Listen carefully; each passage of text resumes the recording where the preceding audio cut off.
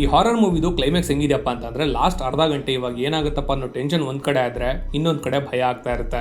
Movie ಮುಗಿದ ಮೇಲೂ ರಾತ್ರಿ ಒಬ್ಬರೇ ಓಡಾಡಕ್ಕೆ ಹೆದರ್ತೀರಾ. ರೋಹನ್ ಅಂತ ಒಬ್ಬ ಶ್ರೀಮಂತ ಹುಡುಗ ಇರ್ತಾನೆ. ಅವನು ಒಂದು ಗೆಟ್ ಟುಗೆದರ್ ಪಾರ್ಟಿಲಿ ಅವನ ಚೈಲ್ಡ್ಹುಡ್ ಫ್ರೆಂಡ್ ಕಣಿಯನ್ನ ಮೀಟ್ ಮಾಡ್ತಾನೆ. ಆಮೇಲೆ ಅವರಿಬ್ರು ತುಂಬಾನೇ ಕ್ಲೋಸ್ ಆಗ್ತಾರೆ. ಸ್ವಲ್ಪ ದಿನ ಆದ್ಮೇಲೆ ಕಣಿ ಸೂಸೈಡ್ ಮಾಡ್ಕೊಬಿಡ್ತಾಳೆ. ಕಣಿ ಅವರ ತಂದೆ ತಾಯಿನ ಮಾತಾಡ್ಸ್ಕೊ ಬರೋದಕ್ಕೆ ರೋಹನ್ ಆಗಿ ಅವನ ಫ್ರೆಂಡ್ ಕಣಿಯ ಮನೆಗೆ ಹೋಗ್ತಾರೆ. ಅಲ್ಲಿಗೆ ಹೋಗ್ ಬಂದ್ಮೇಲೆ ರೋಹನ್ಗೆ ಸಮಸ್ಯೆಗಳು ಶುರು ಆಗ್ತವೆ. ಕತೆ ನೀವು ಎಕ್ಸ್ಪೆಕ್ಟ್ ಮಾಡ್ತಿರೋಷ್ಟು ಸಿಂಪಲ್ ಆಗಿಲ್ಲ. ಹೋಗ್ ಸಿನಿಮಾ ನೋಡಿ ನಿಮ್ಗೆ ಗೊತ್ತಾಗುತ್ತೆ. ಈ ಸಿನಿಮಾ ನಿಮ್ಗೆ ತುಂಬಾನೇ ಕಾಡುತ್ತೆ. ಕಾರಣ ತುಂಬಾ ಇಂಟೆಲಿಜೆಂಟ್ ಆಗಿರೋ ರೈಟಿಂಗ್ ಈ ಸಿನಿಮಾದಲ್ಲಿದೆ.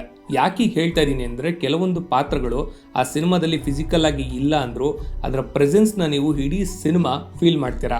ಇಡೀ ಸಿನಿಮಾ ಬರೀ ಅವ್ರ ಹೆಸರುಗಳು ಮಾತ್ರ ಓಡಾಡ್ತಾ ಇರುತ್ತೆ, ಆದ್ರೆ ಅವ್ರು ಅಲ್ಲೇ ಇದ್ದಾರೆ ಅನ್ನುವಷ್ಟು ಫೀಲ್ ನಿಮಗೆ ಆಗುತ್ತೆ. ಅಂಡ್ ಆಕ್ಟಿಂಗ್ ಬಗ್ಗೆ ಹೇಳಲೇಬೇಕು. ಇಲ್ಲಿ ಇರದೇ ಸ್ವಲ್ಪ ಪಾತ್ರಗಳಾದ್ರೂ ಅವರೆಲ್ಲರೂ ತುಂಬಾ ಅದ್ಭುತವಾಗಿ ಆಕ್ಟ್ ಮಾಡಿದ್ದಾರೆ. ಅವರ ಎಕ್ಸ್ಪ್ರೆಷನ್ಸ್, ಟೈಮಿಂಗ್ ತುಂಬಾನೇ ನ್ಯಾಚುರಲ್ ಆಗಿತ್ತು. ಸಿನಿಮಾದಲ್ಲಿರೋ ಪಾತ್ರಗಳು ಭಯಪಟ್ಟಾಗ ಅವ್ರನ್ನ ನೋಡಿ ನಾವು ಕೂಡ ಭಯಪಟ್ಬಿಡ್ತೀವಿ. ಅದಕ್ಕೆ ಕಾರಣ ಸೌಂಡ್ ಡಿಸೈನ್.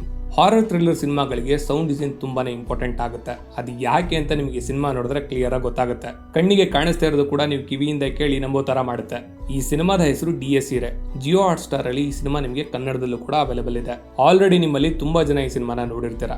ನಿಮ್ಗೆ ಹೇಗೆ ಅನಿಸ್ತು ಅಂತ ಕಮೆಂಟ್ ಸೆಕ್ಷನ್ ಅಲ್ಲಿ ತಿಳಿಸಿ. ನೀವಿನ್ನೂ ಈ ಸಿನಿಮಾನ ನೋಡಿಲ್ಲ ಅಂದ್ರೆ ಲಿಂಕ್ ಅಂತ ಕಮೆಂಟ್ ಮಾಡಿ, ನಾನೇ ಲಿಂಕ್ ನಿಮ್ಗೆ DM ಮಾಡ್ತೀನಿ.